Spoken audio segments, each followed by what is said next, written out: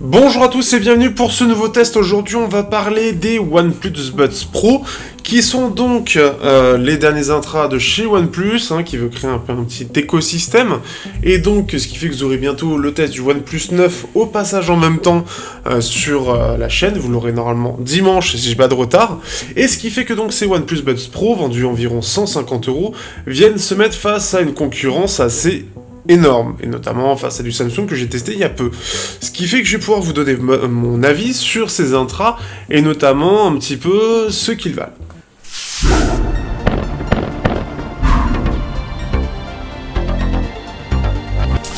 Tout d'abord, au niveau du design, il y a une petite chose qui me frappe, et ça va être très rapide, mais ce n'est pas le logo OnePlus qui est affiché, mais le nom OnePlus. Pourquoi ça, je ne sais pas, je trouve ça assez étrange, parce qu'on a tendance quand même à mettre plus le logo en avant, et ici ce n'est pas le cas. On a de la charge sans fil, de l'USB-C, rien de spécial, on est sur une boîte qui est plate, mais assez bien pensée, ce qui fait que pour retirer les écouteurs, c'est assez facile. Là où pour des intras, il faut plus aller les chercher un peu au fond de la boîte, entre guillemets, ici les tiges sont vachement accessibles, donc c'est quand même super agréable. Les écouteurs eux-mêmes, bon clairement on est sur des intras à tiges, tout ce qu'il y a de plus classique.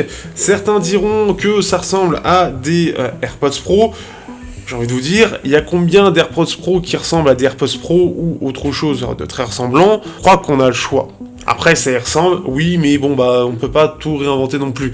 Et pour moi, les designs, c'est tous la même chose, c'est pas très original, c'est pas hyper beau, et surtout à tige. Bref, revenons dans le vif du sujet. Donc, ce qui fait qu'on est sur des intras, alors biton, du coup, un côté mat, un côté, c'est pas du métal, mais ça y ressemble, qui est donc glossy, et c'est plutôt bien pensé dans l'ensemble.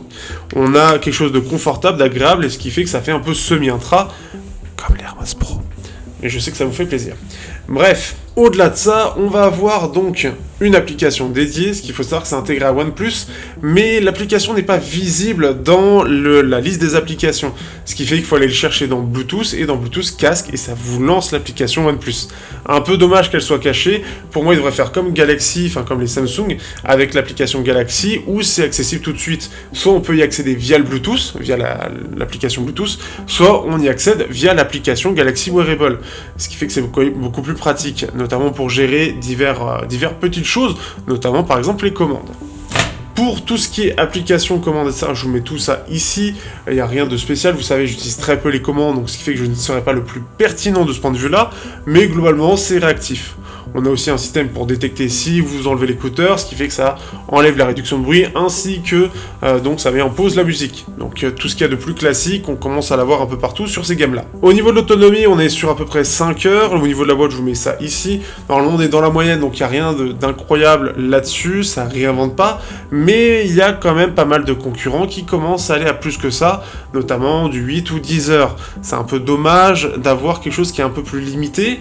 On est face au Buds 2, donc ce qui fait que ça existe quand même, et il y a quand même des intras qui sont dans cette zone d'autonomie, mais de plus en plus on se retrouve avec des intras bien autonomes. C'est un peu dommage d'avoir fait l'impasse dessus. Parlons maintenant au cœur de mon sujet, mon sujet préféré, c'est la partie sonore. Ces intras donc ont un driver de 10 mm chacun, dans chaque écouteur bien évidemment, qui est sur une signature qu'on appelle en V.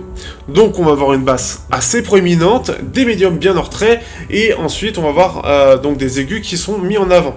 Globalement, c'est surtout en fait deux pics qui vont être mis en avant, qui, je les aime pas forcément beaucoup, mais qui vont permettre d'apporter un peu de technicité. On a une basse qui est assez, pour le coup, assez vivante, clairement bien présente. Pour ceux qui aiment avoir beaucoup de basses, vous allez beaucoup les apprécier, et par exemple, ça va aller vraiment à l'encontre, par exemple, des Buds 2, où la basse est beaucoup plus discrète et maîtrisée. Ici, c'est vraiment ici pour donner beaucoup de punch, pour bien vous amuser, notamment par exemple sur l'électro, où clairement vous allez avoir votre dose de basse. Dans les médiums, c'est un peu plus en retrait, mais ça reste assez chaleureux, bien accompagné par la basse, mais aussi par les aigus qui sont bien mis en avant. Ça reste un petit peu en retrait, c'est assez logique, et le but étant que on mette en avant ce qui nous fait plaisir à l'oreille, les basses et les aigus.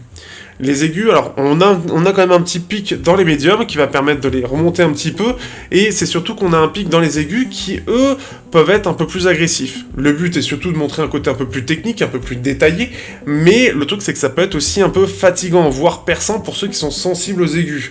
Le côté sibilant ou certains instruments qui vont taper dessus, notamment des cymbales, va rendre ce pic assez désagréable. Pour ceux qui se posent la question, quand parfois sur certaines musiques vous devez réduire le volume parce que vous entendez quelque chose qui vous fatigue l'oreille ou qui tape un peu trop fort, eh bien c'est à cause de ça. Ce qui est un peu dommage, c'est qu'il n'y a pas d'égalisation dans l'application, ce qui fait qu'on ne peut pas réduire ce pic. Parce que le son est quand même bien sympa de base, mais ces pics ruinent l'expérience sur certains styles de musique. Ce qui fait que c'est un peu dommage, et on se retrouve par exemple sur du rock ou du métal avec quelque chose qui est très désagréable, voire vraiment perçant et fatigant.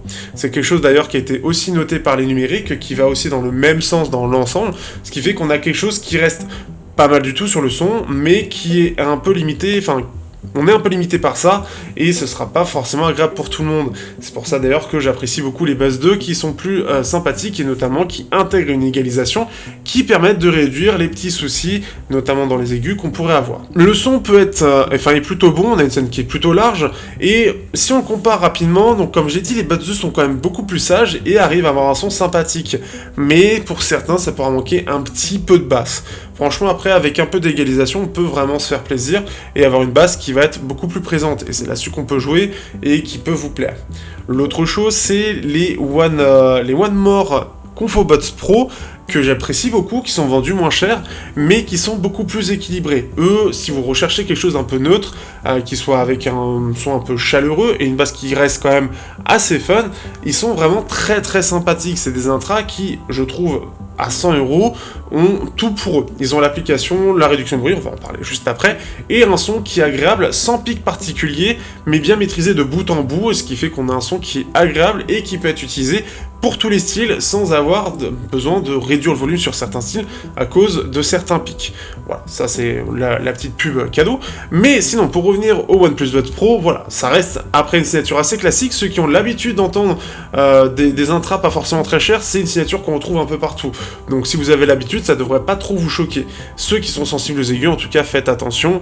Aujourd'hui, on a quand même pas mal de choix de signature, donc ceux qui sont sensibles, vaut mieux éviter. Mais c'est dommage d'avoir vraiment mis de côté l'égalisation.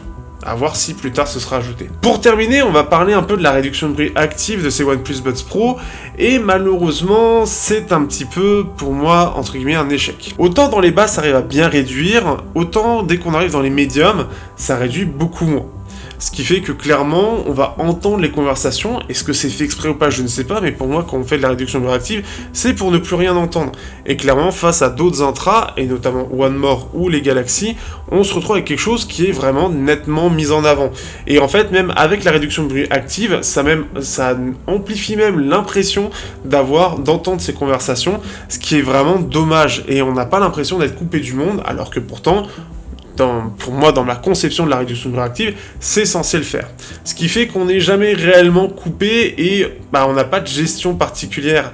Et ce qui fait que ça a même été analysé par les numériques. Tout ce qui est statique n'arrive pas à être analysé par les OnePlus, en fait. Donc, ce qui fait que les voix, c'est très compliqué à réduire. Mais là, clairement, c'est un échec parce que, clairement, j'entends beaucoup de choses, comme si cette partie-là n'avait pas été mise en réduction de bruit.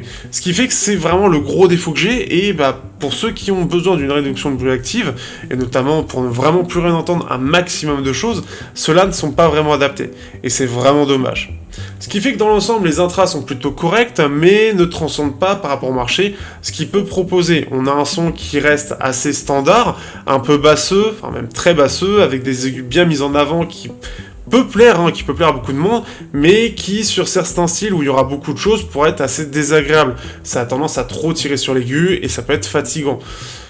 La réduction de bruit reste assez moyenne et l'autonomie, elle est dans une certaine moyenne de pas mal d'intras, mais bien en dessous des derniers intras qui ont tendance à aller chercher plus les 7, 8, 9, 10 heures d'autonomie, et c'est un peu dommage. Après, ça reste correct, ça reste un produit d'une marque qui n'est pas forcément très grande, mais qui sort des intras plutôt corrects, en espérant que les prochains soient mieux maîtrisés, notamment sur la réduction de bruit, et avoir quelque chose de plus doux à l'oreille, et plus agréable, et même plus polyvalent, avec un petit égaliseur s'il vous plaît. Si vous avez apprécié ce test, n'hésitez pas à liker, partager, commenter, vous avez le lien dans la description, et on se dit à bientôt pour le test du OnePlus.